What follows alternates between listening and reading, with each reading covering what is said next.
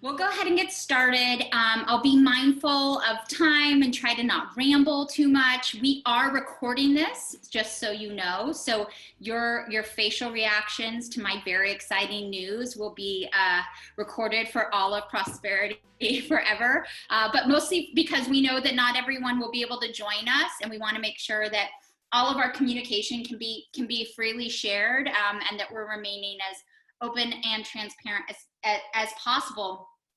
First, thank you so much for joining us on July 1st, 2020, pre-holiday, 6 p.m. on a Thursday. I mean, so much to look forward to. I grappled, and I've met today with so many individual faculty members and SLT, and then we had a whole faculty Zoom right before this, and I had a Post-it note all day from yesterday on my computer that said, come up with something inspiring. And I'm admitting to you right off the gate, I have failed. I don't have like a cool quote to open up with that makes you feel like, oh, the world's amazing. Don't worry, we're there. What I can tell you is that I'm feeling the feels with you. You know, it's such an interesting time and an interesting week and an interesting month and year. And as I sit here at your school on Thursday, on my 13th day, I think about how different the feelings are throughout the day. I think about how different the feelings can be when you wake up and maybe you get to go to the ocean, or you go to your favorite coffee shop and you interact with your family, and then the feelings that you may have if you look at the news, or the feelings you may have when you turn on the radio.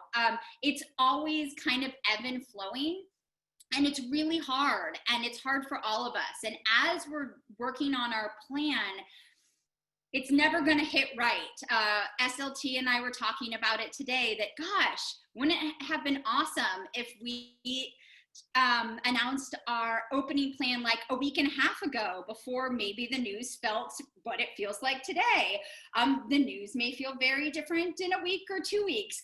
There's no way that we're going to be completely in sync when we want to be. But just so you know, whether it makes you feel better or not, we're riding that wave with you. There's moments of feeling like we've got this is great, okay, and there's moments of feeling like, wow, like this is really changing, and what does this mean, and what does this look like, and it could change by the hour almost. You know, I maybe felt differently pre-Gavin at noon, to be honest, than I feel now tonight at 6. So my intention of inspiration on my Post-it was all well and good, but the reality is, this is the reality of kind of where we're living right now. What I can say is I feel really blessed and lucky to live in California, and I feel really blessed and lucky to live in this county where it's really proactive, and there's really amazing guidelines, and we're not navigating this alone as a school. We all went into education because we love and know children, and we believe in the impact that education and school can have on a kid's life. We didn't go into education with any understanding that we would be able to make really sound, perfect decisions during a pandemic. But there's people and experts out there, and they're providing us the guidelines. So everything that we do is referring back to that. And that gives me a lot of exhale. It allows me to say, well, okay, we're always referring back. And as those guideline changes, which we know that they will, we will continue to change and alter along with them. Michelle said this earlier today. We get to be in an ideal situation in an unideal situation. We are so fortunate in speaking with my colleagues across the nation at other independent schools and public schools. The fact that we get to say, we feel that we can safely open a school 4 days a week with all of our kids on campus we feel really lucky. We know the reality that a lot of schools are having to really toggle between two completely different cohorts, and it's looking like 2 days a week. We know there are a lot of school campuses across the that don't have the flexibility or opportunity or the resources to expand to the outside. The school is brilliantly positioned where there's doors to the outside built in. There's schools that are currently opening up doors in walls right now as we speak. So they have outdoor and indoor options. So we feel really, really lucky, despite maybe all of the moments of nausea we feel throughout the day about our current situation. We overall feel very, very fortunate and lucky. If you haven't seen it, we're gonna send it out in the Sunday Wave, but there was an article from the American Academy of Pediatrics that was posted, I believe 2 days ago, strongly advocating that if you can, and if safety and your own personal family's health allows you to, they really strongly suggest that students returning to school is the best, and that the social emotional needs that they have and developmentally, they recommend that. It made us feel really good that, okay, we are putting our energy right now and our efforts in the correct direction. This was our instincts. When we talk to teachers, they are ecstatic that they may see your children again. That's what they want. We also live in a very reality-based world where we know that it may go back to distance learning, but for the time being, even though, you know, whatever you may turn on tonight post this Zoom may seem very apocalyptic, we feel very confident in this moment. We're continuing to move forward with this plan, knowing that there's a lot of alternative plans down below. The last thing that we really know, and we know more than this list, I promise, but the last thing that we feel really fortunate about is that we actually have time to plan. When this happened in March, and for my school that I was at and for Seacrest, it was a fire drill. Everyone had to immediately shift to distance learning. Teachers came in and grabbed their stuff, and Chromebooks were thrown out, and we launched, and we feel really successful with what we were able to do. But of course, there were things we wanted to do better.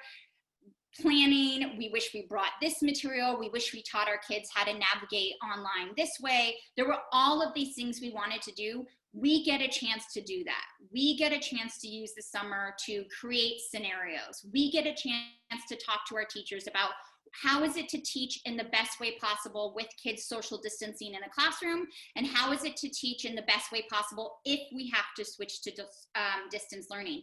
We have time to install sinks that Andrew's been working on the side of the gym. We have time to order supplies.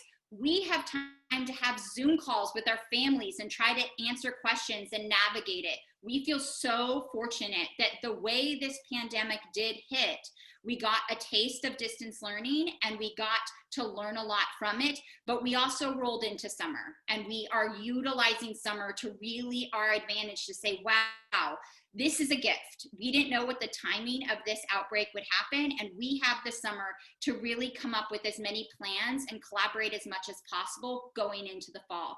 And that, especially for teachers and educators who really like to plan, that feels really, really good for all of us.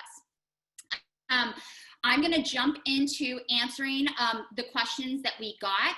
There may be a few very specific questions that pertain to your child, and if I don't tap on those, please feel free to chat, but also it may be more that we should have a personal conversation. I'm trying to keep it as kind of broad as possible while giving as many details as possible. So, okay, the first main theme question that came up was about masks. So a few things I want to talk to you about masks. One is that there is a guideline from the San Mateo County that says children are recommended to wear masks, and there's increments based on how old they are. So without giving the whole entire list, which we can post and we can link and all of those things, like JK needs to wear it for 25% of the day. And so when you first originally think, and then it goes up based on, I guess, some situation that some scientist and doctor came up with the lung capacity of a 13-year-old versus a 4-year-old, which I obviously have no expertise on either of those. They both seem as loud in a hallway or on recess to me. So whether they can spit further to me, I'm not really quite sure. But the recommendation is that there is a percentage of time that they need to wear a mask. I think that the recommendation was also someone on that committee must be a parent, because they also have a 4-year-old at home to say, like, yeah, 25% of the time seems really optimistic. I believe that the idea behind this is that when, for example, a junior kindergartner comes to school and they're in the drop-off line and they're coming in, they have their face covering on. When they're walking in their airplane arm line with social distancing out to recess and to the bathroom, they have their mask on. When a 4-year-old is in a cohort of 8 students, as our junior kindergarten class will be, they won't have their mask on.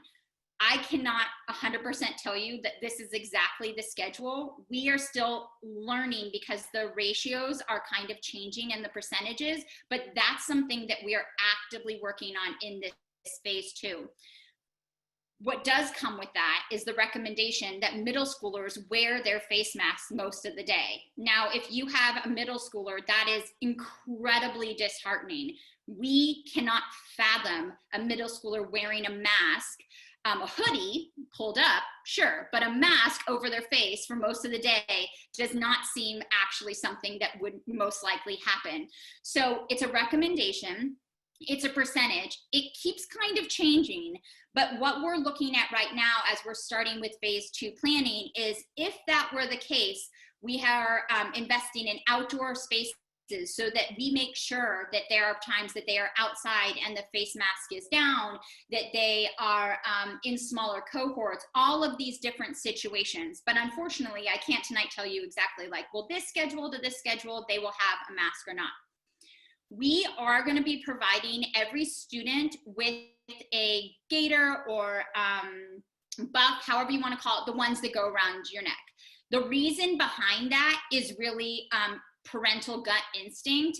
I have 2 young kids at home, and I absolutely know that if I give them something they can put down when they go eat their snack, or they're in a bathroom, they're going to choose to put it like attached to the toilet in some way, and all of our cleanliness efforts are like gone. And so we want to keep everything attached to their mouth kind of attached to their face and their necks. Like, we don't want to touch masks. That's not to say if you feel that the gaiter or the buff is not enough layers or not protective enough, whatever face covering you want to send your child with is totally up to you.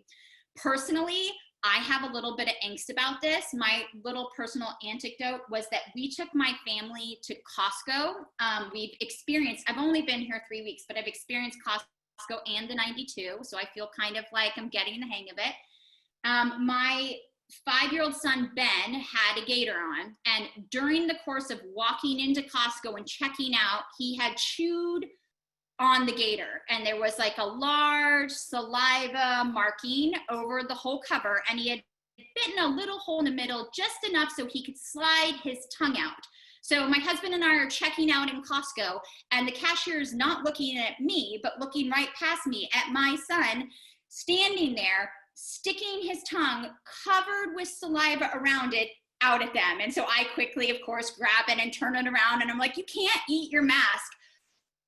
I tell you this because with all our intents purposes, Ben is 5, and I'm bringing Ben to Secret School. And so as much as I can duct tape, the front of his mask, they're kids. So our reality and our understanding of what masks on children look like, we still need to really process that and work with that. As much as I don't want to send my kindergartner and 2nd grader with a mask, I understand that I can teach them routines, and the school can help me teach them routines, that when we're walking outside, just like we're walking into the grocery store, we wear our masks.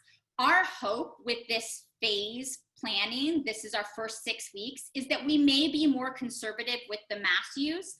Our real hope is that we're creating small, stable cohorts that we will find that we're able to have the gaiters or the mask down during instructional time. faculty and staff will be wearing masks the whole time. We know as adults, we are the ones that transmit the most. They'll be clear so kids can read facial cues and read lips, but that's our hope.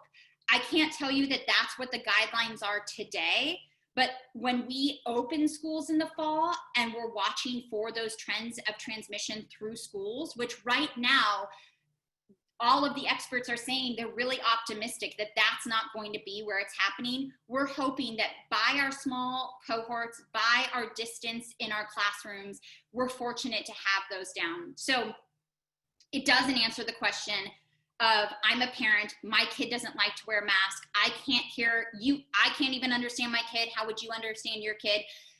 It doesn't answer that question. We don't have an answer. I, as a parent, don't know exactly how my two boys would wear a mask all day and not create the snake, because it happened in Costco. What I do know is that my kids listen better to a teacher than me. And so I'm hopeful that they wouldn't create the snake situation in a classroom. But I also know that that's something we're going to continue to really dive in deep with. What is the reality of putting a mask on 200 plus kids throughout the day? Okay, physical distancing measures. So this is another thing where we're in an ideal situation, in an unideal situation. We are able to spread out throughout the whole campus our classes. So the average class size is between 10 and 12 students, and their desks are 6 feet apart. This Sunday's wave, we will have photos so you can see, and part of our educational video series that is launching in a couple weeks will be tours of the classroom, so kids get more of an idea of what it looks like. It kind of looks like a really spaced out classroom. It doesn't feel as maybe communist as I thought originally when I was envisioning rows and plexiglass and masks. It really looks like there's, you know, we're all in it together poster behind a desk, a little bit more separate from another desk. We're so lucky. And I don't mean to belabor that, but the fact that we are really able to invest in bringing in more faculty and spreading out across this campus, I feel really secure that my kids will be in a very small contained group throughout their time here. And that's a really good feeling for me to have for myself as a parent. Classrooms, recess, PE, all of those kinds of things. So one of the things to mention, and I think I mentioned this in the last video, is that when we're thinking about the school, we're thinking about different layers of protection. And the first layer really is the layer of the parking lot. So when kids are dropped off at school and we're doing a temperature check and we're checking for their mask, and then they go to the hand washing station, and teachers have already been through this process, what we feel good about is that everyone then within our school has gone through a stronger stage of checking than you are at Safeway, right? Like, at least we know we've all been temperature checked, we've all been washed and sanitized as much as possible, and we're in the school. So we feel good that that's our first layer. Then within the classroom, kids are spread out, multiple reminders to wash their hands. There will be markings in the hallways to walk in a certain direction. There's going to be a lot of scheduling of things and a lot of reteaching of things. It's amazing. Think about your kids at like 2 and 3 and their ability to wash their hands and use the bathroom, and then they like go through a year of kindergarten and their ability to wash their hands and use the bathroom. We're kind of going back to the basics with our kids. We're going back to, this is how we walk in the hallway, this is where we walk, we don't rub our hands and face and tongue against the wall as we walk in the hallway. All of those reminders that we as parents, you know, have to have all the time, we will be reminding our kids in the classroom. But like I said, our first layer of defense really is once we get into the parking lot. That does mean it's a bit of a drop and go situation for parents. Now, for some of you, and I won't look too carefully into the little Zoom, you're like, yeah, drop and go has been my dream for 12 years. This is right up my alley. Take their temperature and take them away. I hear you. And for some, there's some angst. You may have a JK, a K, a first, even older, that part of why you chose Seacrest is walking and seeing the teacher, your community. That is absolutely part of our planning and our conversation. But for right now, those first 6 weeks, we need to have that first barrier of the parking lot. This also means that teachers don't leave. I kind of told them today that they are quarantined with us once they come here. We will be looking for volunteers to bring coffee and sandwiches and possible a Friday adult beverage once we get to that point to drop off for those teachers. But there's not going to be in and out. We will not have vendors. It's the reason we're not having hot lunch. We want to go back as conservative as possible, in the same way the grocery store said, this many hours, waiting outside, all of these things, and hope that when we do that and we see really favorable trends, we can kind of expand to say we can have parent volunteers. They just need to take their temperature and wash their hands. But our first step is that. That doesn't mean, however, if you have a new student, I have 2 new ones, a younger student, or even maybe a little more anxious older student, we aren't thinking of ways to connect them to their teacher in their community prior to that, you know, basically reversed fast food drive-through where you pull up and knock your kid out. So we will have teachers Zooming one-on-one with kids. We're gonna have days for our youngest kids to come on campus with and experience that. All of those things will be in place so that it doesn't feel so foreign on that first day of school. Sick student policy. So we are working with internally our SLT team and with consultation through the Department of Health and the school's lawyers on creating a COVID handbook that will be for families. We are going to ask that you share with us if you've been exposed, that you share with us if someone in your family has it, all of those various things. There were questions about vaccines. We require everyone to have a vaccine. My belief is that schools and government agencies don't move that quickly, that the list of the COVID vaccine won't be on any sort of school requirements until the following fall, but we will have to talk about that as those come up. We cannot dictate what happens outside of school, but we can talk openly about our shared expectations as a community to really try to keep us safe. I think a majority of us really want school open, and we understand what we kind of need to do to keep school open. Okay, the next big question, and I see some of the questions, and I will come back to those. The next big question is about Fridays. And it's not that we just want to have Fridays off and have 3-day weekends. There is rationale behind the 4-day week. It's kind of the same scenario of the grocery store in some ways. We are trying a very structured scenario to start the school with all expectations that as we get past the 6 weeks, we will be able to add things like Fridays back, add extended day, add hot lunch, add in some of those extra things that we know and love. But what we are really working on right now is that our class sizes are so small that every teacher is with a group of 10 to 12 students. So what that looks like is, say for example, you have a 3rd grader and they normally, the homeroom teacher normally has time to prep and collaborate and eat and use the bathroom when your kids go to Spanish or they go to PE. Well, now only a small group goes. So the time that they go is really small because our teachers aren't going to the 3rd grade whole cohort. They're going to all of these individual classes. So the manpower of every single faculty member is like doubled. So the ability to check email, collaborate, make sure you have your copies or your materials for the next day, which all have to be in their own sterile bag. All of that prep work is really eliminated in those 4 days. So what we're talking about when we talk about Fridays is right now for the first 6 weeks. I am not saying we are not doing Fridays for the rest of the year, is that Fridays are for communication home to families, check-ins between each other, and collaboration, weekly updates. And then there also are equity piece. So in the beginning, when we are in our most strict stage, we are not allowed to have tutors or therapists or outside services on campus because it has to be our staged cohorts.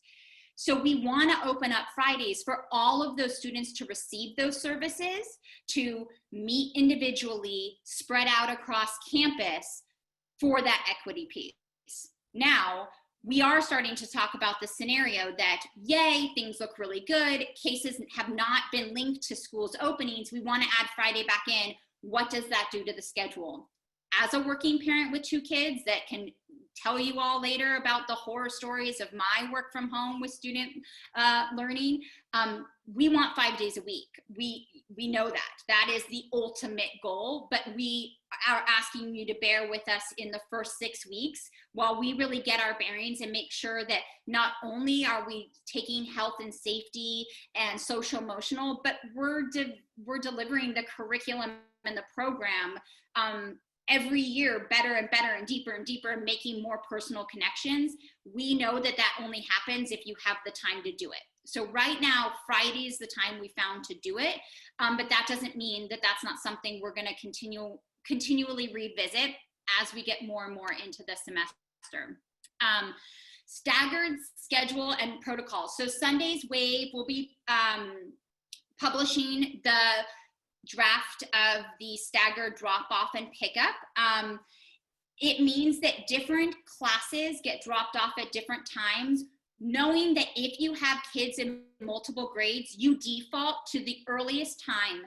Faculty is going to be on campus at 7:30 in the morning. They're all going to have their temperature check. They're all going to wash down. They're all going to be in their classrooms playing their morning meditation ping-ponging music, drinking their loads of coffee, and be ready to welcome your students onto campus.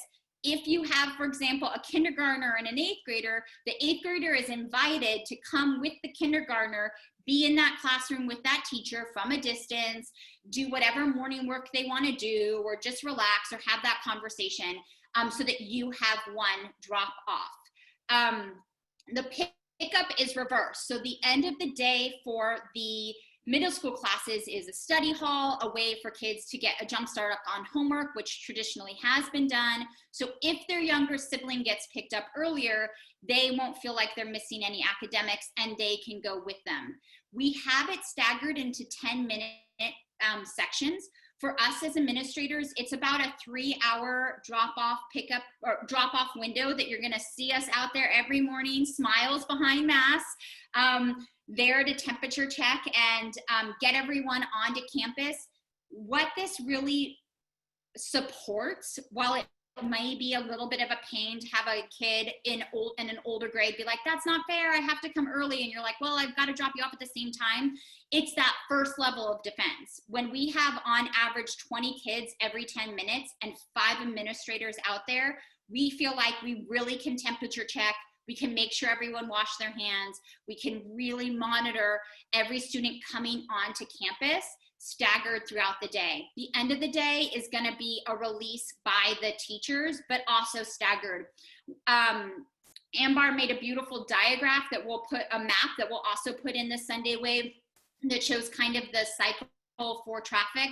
We also know, just from my limited time here, that we can't obviously have 200 kids come to have to get their temperature taken and their hand washed, and we back up like basically Half Moon Bay. So we'll have to work around the staggered drop off and pickup, which is becoming pretty common, what we're seeing practices across schools. Indoor versus outdoor time. Our ideal situation is there's as much outdoor time as possible. We have invested so much already, and you have invested so much in creating such a beautiful outdoor space, but we're really excited that I walked in and pulled the ripcord. There's going to be outdoor spaces everywhere. There's outdoor lunch seating, so kids are eating at tables. There's outdoor learning spaces outside of every single classroom, so throughout that the teachers can visibly see and actually hear with the windows open. This isn't something that we want just because of COVID. This is something we want because we live in the Bay Area and in California, and we all chose to live by here because we enjoy nature and wanting to be outside, and we want our kids to be in and out of classrooms all the time. So we're excited about that. It's a big investment, but it's a long-term investment that we know we'll use all of the time. I spoke briefly, but I'll just touch on it again. The extracurriculars, there's been a lot of questions about sports. I've seen a ton of different kind of opinions on it. There's some things like cross country that feel like if it's a staggered heat and they're not all together and it's timed, that feels really safe and really doable, and people are jogging anyway. There's some feelings that maybe more contact sports and sports inside don't feel as safe. We're going to really take the guidelines. Also, we're not going to launch a team in the fall with no one to play. I mean, we're not going to be practicing in our gym, exposing our kids if every other school hasn't decided to do that. So I don't have an answer right now. We know sports are so important, and they're so important for our kids, and we know it's an important part of our life. I think we aren't there yet. And my belief and what I've heard other school administrators talk about is we think different divisions and different leagues are kind of waiting for schools. If schools can launch and it feels okay, we may start seeing local soccer leagues, but they're really focusing on schools the first level and then seeing how schools are. I predict that our sports will be the same. The classroom and the basic academics are our first level. Sports, extended day, all of those extra things are phase 2. Okay, so let me come over to some of the new questions. Does the school require for students to get tested for COVID-19 before school started? As of right now, no, it's not a requirement. This may change, but we're going to follow the district and the county guidelines on something like that.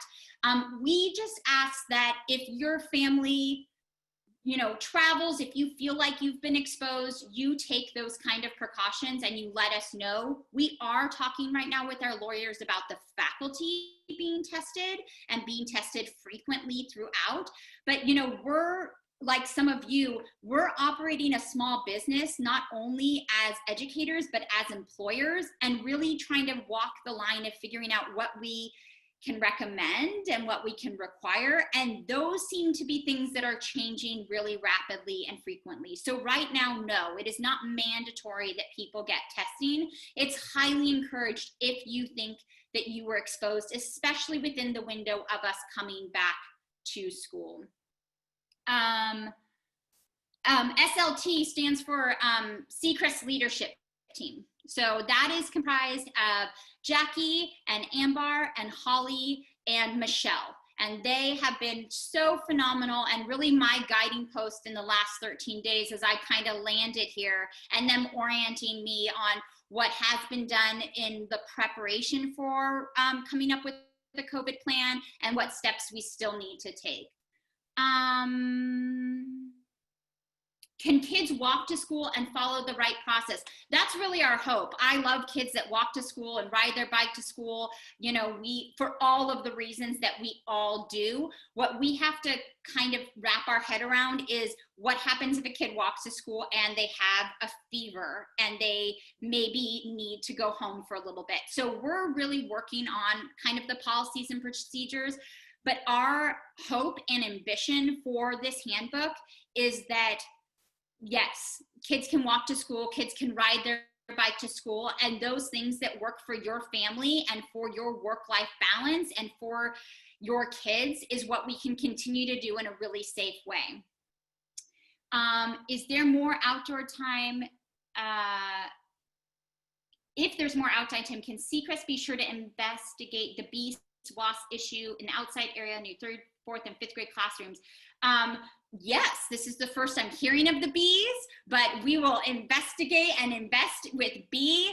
I'm not an expert in bees, but I heard that there was a bit of a bug instance in the past with the bark, and we called in the experts and we eradicated the bugs in the bark. So I think we can really work on the bees and the trees issue as well, because we're relying on the outdoors. And I know the follow-up's gonna be like, well, what happens when it rains?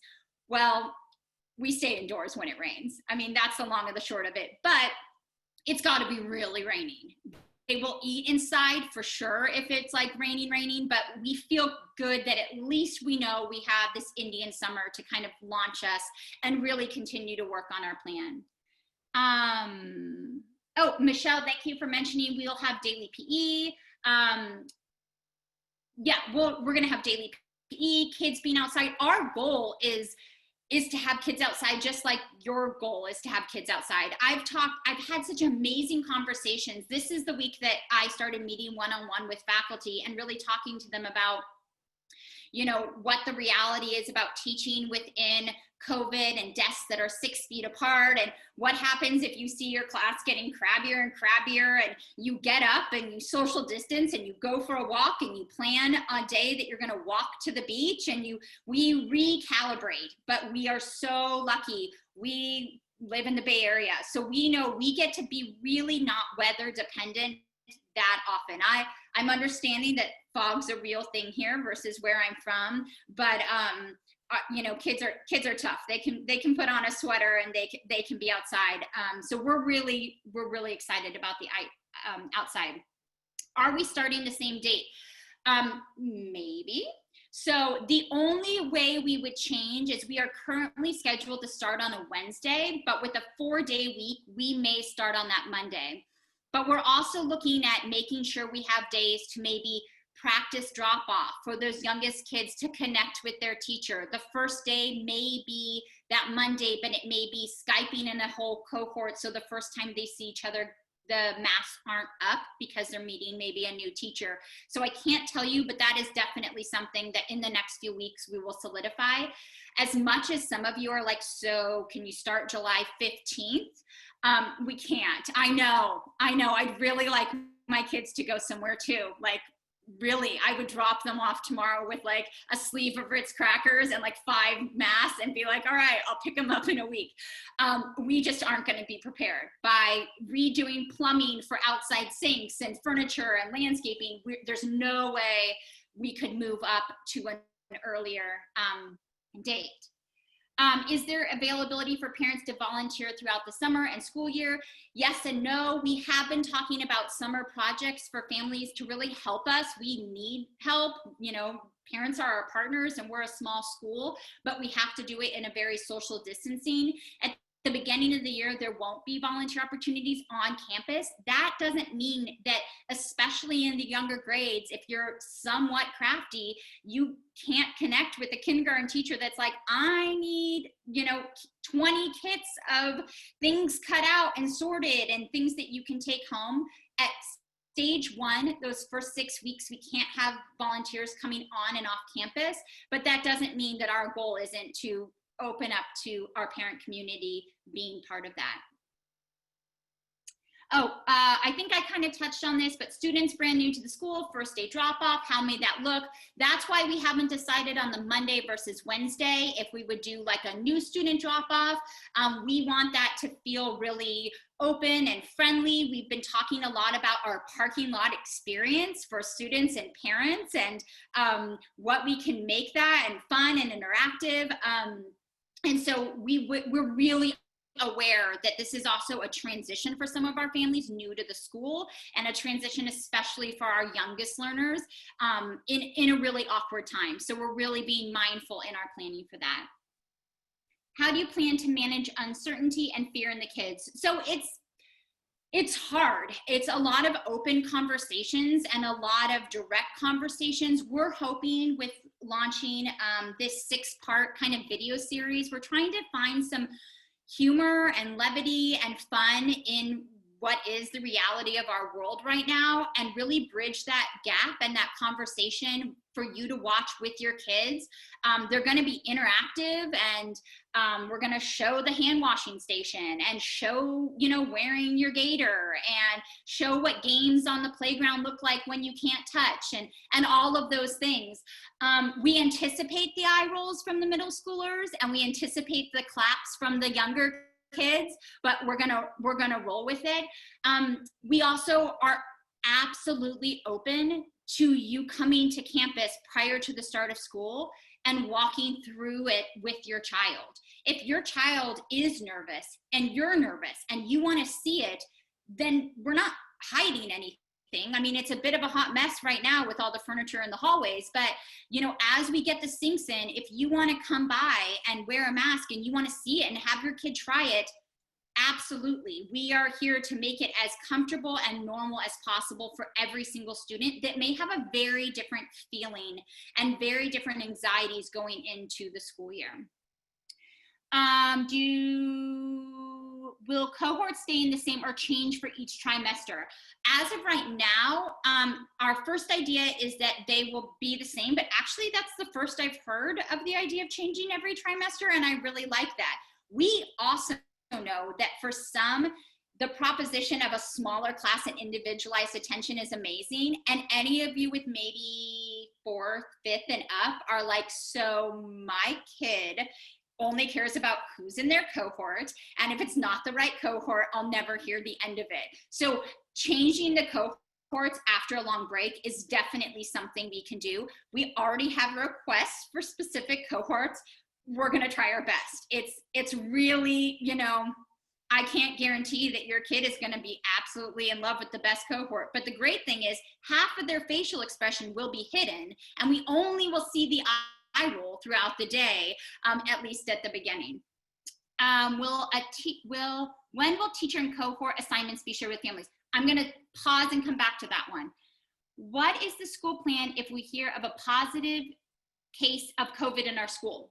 So that's what I mentioned before. There's a number to call, and the County of San Mateo is going to guide every school through these various scenarios. And if you really want to know more about it, we have a very lengthy document that we can share with you, but it depends.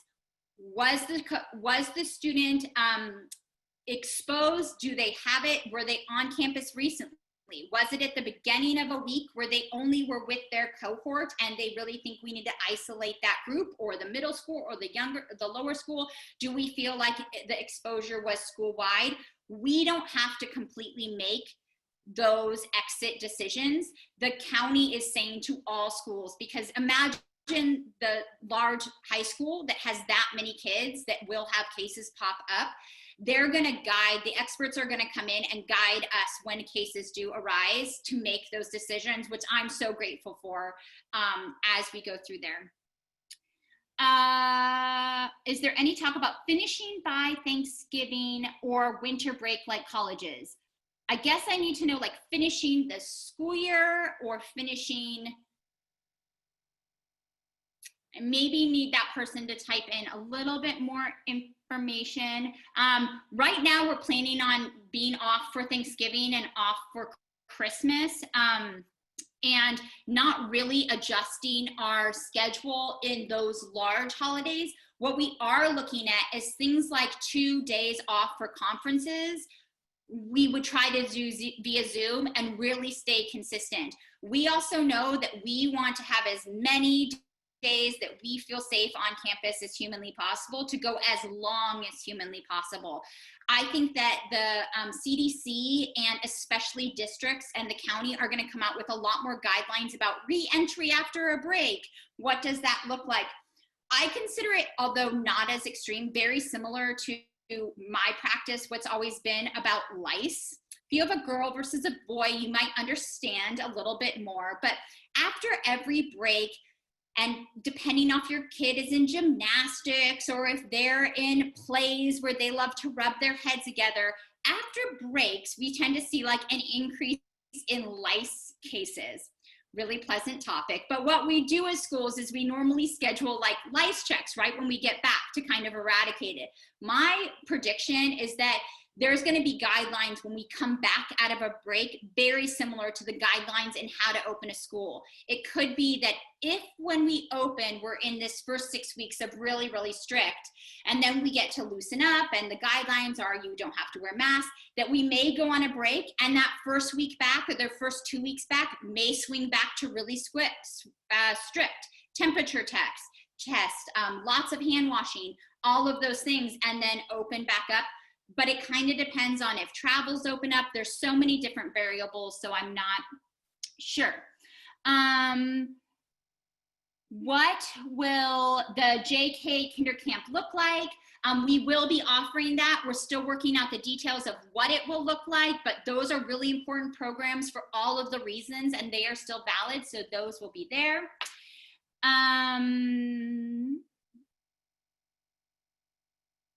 Oh, the remote learning question. Yes. So we are working on the remote learning. This first 13 days that I've been here has really been focused on if we can, and now it looks like we can't open the school, what things have to be ordered, what things have to be in place, what faculty has to be hired, and how do we put those things in motion so that we can plan.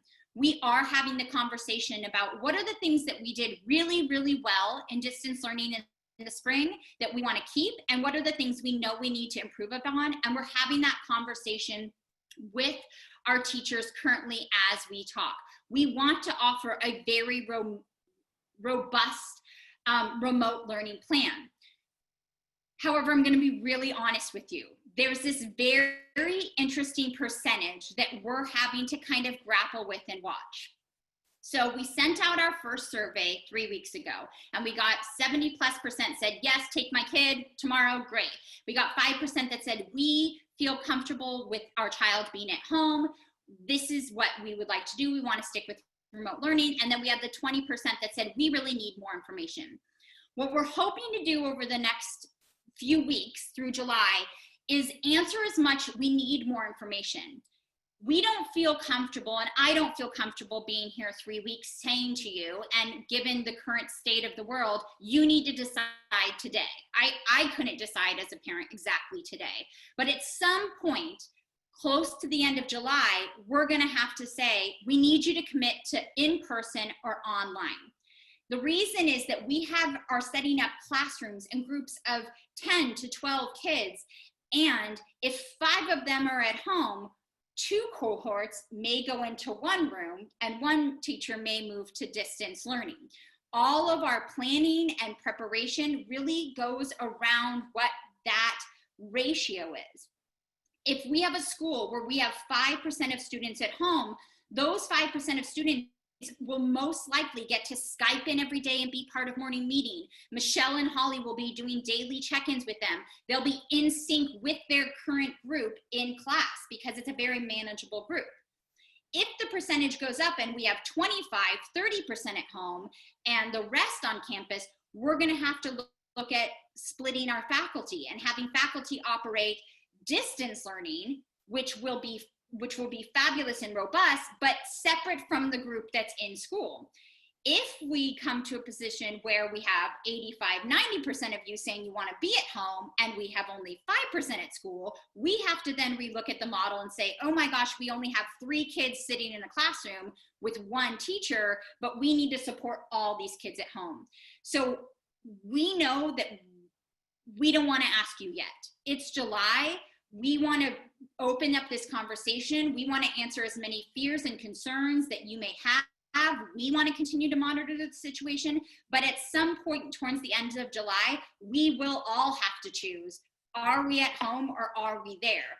Because we won't be able to plan our staffing, plan our layout, plan our classrooms without knowing that ratio. And it makes a huge difference.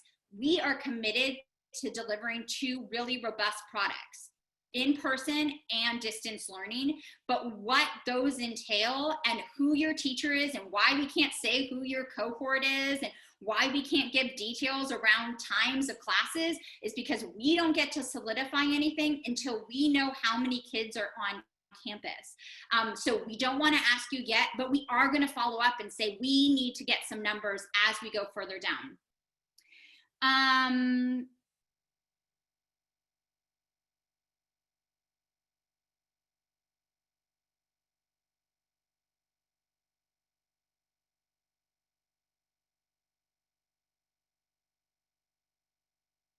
Extended day, that's something also in phase 2 that we're really, really hoping to offer. We know that it's a robust program and it's a necessity for a lot of our families.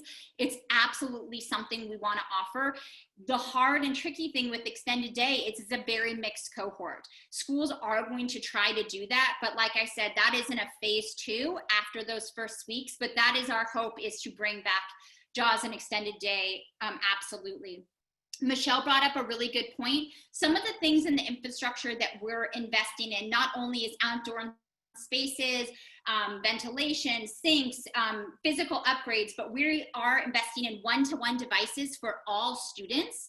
This is not because I believe that every little kid should be plugged into a device at all. That is not my philosophy of learning. That's not Seacrest's philosophy of learning. It's actually really kind of against our, I see Michelle nodding. It's like against our instinct to put technology in a little kid's hand. But here's the reality. I sat in my living room with my preschooler and my first grader and learned that they have zero executive functioning skills in March. They don't know how to turn on something. They don't know how to find page 20. I don't enjoy them in that situation. It doesn't matter that I have spent my years in education and was a teacher at that school in that grade. My husband was like, come on, this is your jam. How can you not roll with this? We failed. My family epically failed with distance learning. I, as a parent, I need the school to practice the fire drill. I need my second grader to get their one-on-one device and at some point during the day, learn how to plug it in and turn it on. Because if we have to go back to distance learning, I know that as a parent, you need them to have some semblance of independence at home. And what we learned is middle schoolers and third and fourth graders were like, yeah, okay, plug in. Okay, yeah, I got it. And kind of rolled with the punches. The reality of what parents with younger kids went through is dark, and we can talk about it, but I still have some PTSD from it. So the reality is we are going to put devices in little kids' hand because it's a fire drill. That doesn't mean that we have this long term plan to put devices in every kid's hands starting when they're 4 years old forever, and that this is part of our ongoing curriculum and that this is something that's going to become part of Seacrest. Not at all. This is, like I said, the fire drill. This is teaching a kid to get under the desk. My hope is anyone that has a young kid or a kid that maybe didn't do distance learning that well at home is like, thank you. Please teach my kid how to turn it on. Please teach my kid what the mute button is and then how to unmute. Please teach my kid how to plug in the headphones and when they unplug it, how to replug it.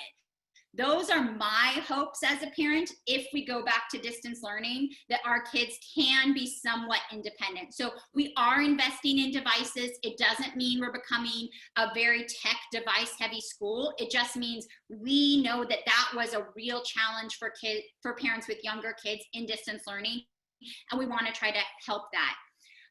In the consideration for remote learning hiring, specialties taken into account. So yes, our specialty teachers will be back.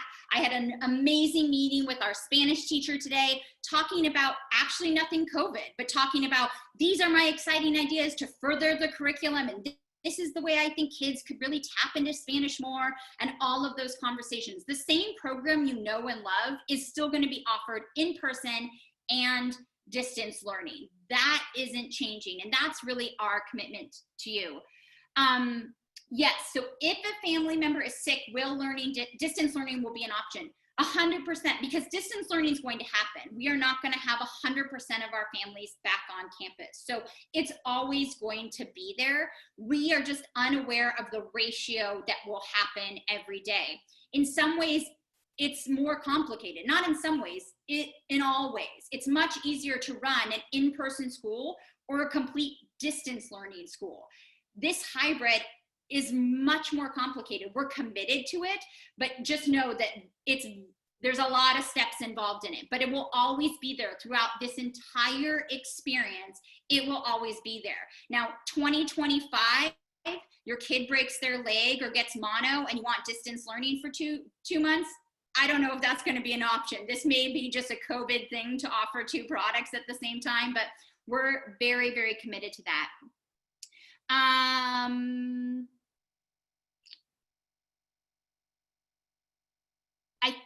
I'm so sorry. I don't know kind of if I've answered all your questions or not, but I'm also mindful of time. So if I didn't, email them to me and we will absolutely handle them. I've kind of lost track and they're all mixed up. I do see there's a question about if this is recorded. It is. We're going to share it in the Sunday JAWS. So it'll be there, and I'm really open for lots of conversations and clarifications. And I know Michelle and Holly are as well, depending on the age of your kid. What we really need from you, we really need back and forth communication. If you have questions or concerns, or you don't, but you're part of like a very intense class group chat and it's going haywire, give us a heads up. We're trying to navigate as much as possible to figure this out. We've never done this, but we are committed to trying, but we need that back and forth communication. So if you're on the fence, if you're not on the fence, but you want to know more, we are here all the time to answer those questions. We launched the Sunday Wave last Sunday. That's going to be where we put everything. So please read it. Please click on the videos. That's where the videos are going to come out. Keep up on the continual communication. We'll have surveys that come out. This was our first stage of planning. So there will be stage 2 and stage 3. And so we'll be asking for feedback. The more survey feedback, the best.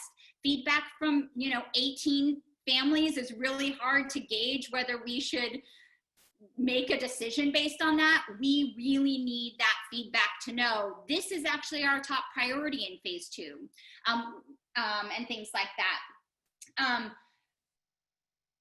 Lastly, while I don't have a post-it with something really poetic or inspirational to say, I've been really trying to come up with what the catchphrase is for this school year, and I'm really torn. And the SLT team members that are on here have heard me ad nauseum talk about this. Part of this is part of this great pause. And we've all really experienced this great pause in very different ways. Like, what has COVID afforded us to do? It's afforded us to watch a lot of Netflix. It's afforded us to maybe learn how to bake bread from a starter. It's afforded us to reconnect and disconnect and reprioritize. For any of you, I know Michelle in particular, who's about to send a kid off to college, she got a gravy summer with a kid that probably, no offense, didn't want to hang out with her 24 hours a day. And she got to get a gravy summer with her about to be adult that she didn't have. There are positives we can all look at in this great pause that was COVID in all different ways. We're considering this the great pause for Seacrest too. It's a very strange time for a school, and it's a very strange time to be a new head. I never experienced Seacrest pre-COVID. I can't take Seacrest back to what it was.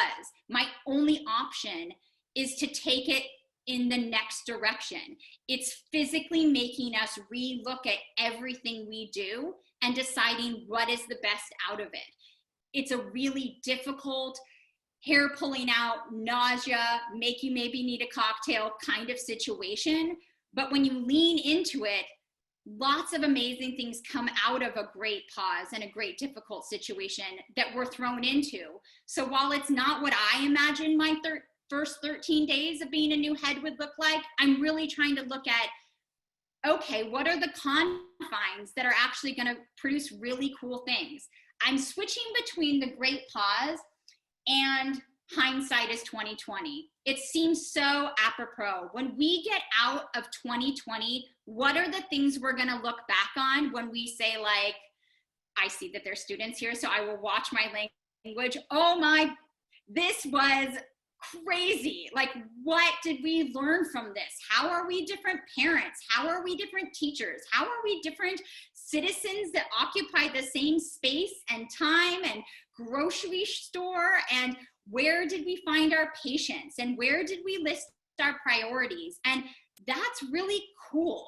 We're seeing really hard, difficult, drastic, violent, almost earthquake-like shifts in our society right now. And we're riding that wave. And no matter what, the hindsight of 2020 will be there. For us adults, we know pivotal years in time. For kids, they may be 4 and they may be like, this was a blip. I don't really know. What I'm excited about is what we are seeing and what we saw pre-2020 is we saw the generation that's inheriting the world we have being the ones speaking out. They were the ones that were marching with Greta. They are the ones that are writing letters about Black Lives Matter. They are the ones confronting politicians. They are the ones saying, this is our future. And 2020 is breaking open that egg. And what an exciting time to be an educator. I think you all chose Seacrest for various reasons, but at the core, you chose it for its community. You chose it for its mission, and you chose it for its end product.